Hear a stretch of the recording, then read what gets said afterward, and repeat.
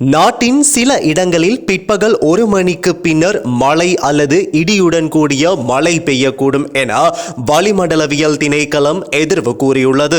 அந்த வகையில் மேல் சப்ரகமுவ, மத்திய, தென், ஊவா, வடமேல் மாகாணங்களிலும் மன்னார், அம்பாறை மாவட்டங்களிலும் சில இடங்களில் மழை அல்லது இடியுடன் கூடிய மழை பெய்யும்.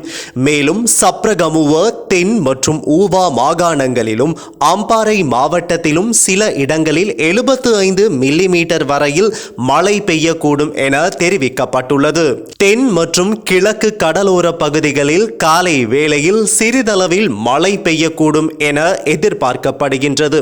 மேலும் மேல் சப்ரகமுவ, மத்திய, ஊவா மாகாணங்களிலும் காலி, மாத்தறை, குருநாகல் மாவட்டங்களிலும் சில இடங்களில் காலை வேளையில் பனிமூட்டம் நிறைந்து காணப்படும்.